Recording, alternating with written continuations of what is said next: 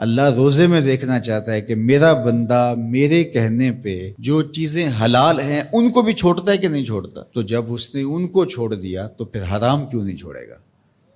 اور جس نے روزے میں حرام بھی نہیں چھوڑا، غیبت بھی نہیں چھوڑی، جھوٹ بھی نہیں چھوڑا، لوگوں کو اذیت دینا بھی نہیں چھوڑا، تلخ رویے بھی ترک نہیں کیے، گالی گلوچ سب و شتم کا مزاج بھی ترک نہیں کیا، لوگوں سے رشوت لینا اور لوگوں کو اذیت دینا بھی ترک نہیں کیا، تو پھر وہ بھوک کاٹ رہا ہے. وہ اللہ کے حکم کی تعمیل نہیں کر رہا ہے، وہ تو کہہ رہا ہے کہ میں تمہارا امتحان لینا چاہتا ہوں، تم حلال بھی چھوڑو گے اور یہ حرام بھی چھوڑنے کے لیے تیار نہیں ہے.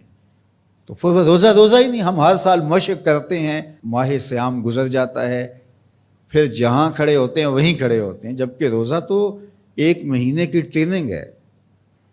1 مہینے کی ٹریننگ کے بعد ہمارے عیب جھڑ جانے چاہیے، ہمارے گناہ دھل جانے چاہیے، ہمارے اندر کو تقوی کے نور سے مالا مال ہو جانا چاہیے. لیکن ہم نے مشق کی نہیں، ہم کام چور رہے. تو پھر نتیجہ کیا ہوا کہ جہاں کھڑے تھے وہیں رہے.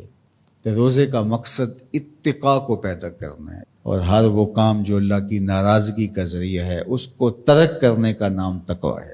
اور اگر کوئی ایسا کام سرزد ہو جائے جو اللہ کی ناراضگی کا سبب اور ذریعہ ہے تو فوراً توبہ کی جائے، رجوع کیا جائے، ایسے امور بجا لائے جائیں جو اللہ کی رضا کا سبب اور ذریعہ بن جائیں.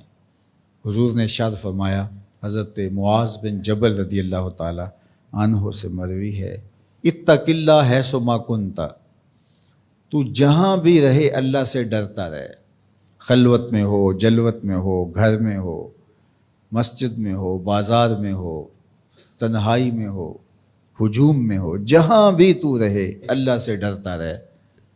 وَأَتْبِعِ السَّيِّئَةَ الْحَسَنَةَ، اور اگر تم سے کبھی کوئی گناہ سرزد ہو جائے تو فوراً نیکی کر، تم ہوا وہ نیکی اس گناہ کو مٹا ڈالے گی. وَخَالِقِ النَّاسِ بِخُلُقٍ حَسَنٍ، اور لوگوں کے ساتھ اچھے اخلاق کے ساتھ پیش آنا. تو نیکی کرنے کے بعد، تقوی اختیار کرنے کے بعد، تیسری بات حضور نے جو ارشاد فرمائی، حضور سے بڑا حکیم کون ہو سکتا ہے؟ میرے ماں باپ حضور پہ قربان. یہ ہوتا ہے، تھوڑی نیکیاں کر کے لوگ پھول جاتے ہیں، تھوڑی سی پرہیزگاری اختیار کر لی تو سمجھے کہ ہمارے جیسا زمانے میں کوئی نہیں ہے. کوئی کارنامہ سر انجام دے دیا، کوئی کام ہو گیا تمہارے ہاتھ سے تو تم لوگوں کے ساتھ بدتمیزی کرنے لگ جاؤ. تو یہ تو ہمارا دین نہیں کہتا.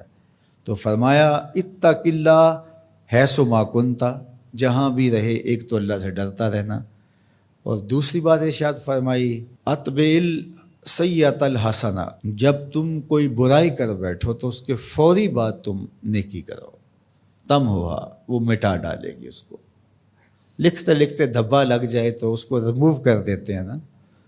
زندگی میں چلتے چلتے گناہ سرزد ہو جائے تو نیکی سے اس کو ریموو کر دو، تم ہوا مٹا ڈالے گی اس کو. اور پھر تیسری بات فرمائی وَخَالِقِ النَّاسِ بِخُلُقٍ حَسَنٍ، لوگوں سے رویہ اچھا رکھنا، لوگوں کے ساتھ حسن سلوک سے پیش آنا، بدتمیزی کی زندگی نہ گزارنا. قیامت کے دن جب اعمال تولے جائیں گے، سب سے زیادہ وزن جس عمل کا ہوگا وہ حسن خلق ہے، جو پلڑے کو جھکا دے گا.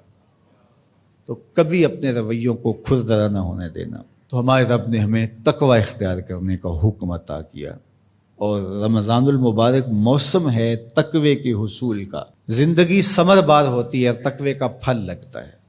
روزہ تقوی کی نشأت کا ذریعہ ہے. روزہ پیدا کرتا ہے اتقاء، لعلکم تتقون، اس پہ شاہد عادل ہے. تو اس لیے مجھے اور آپ کو جائزہ لینا پڑے گا کہ ان دنوں کے اندر ہمارے اندر کوئی تقوی پیدا ہوا ہے یا نہیں ہوا.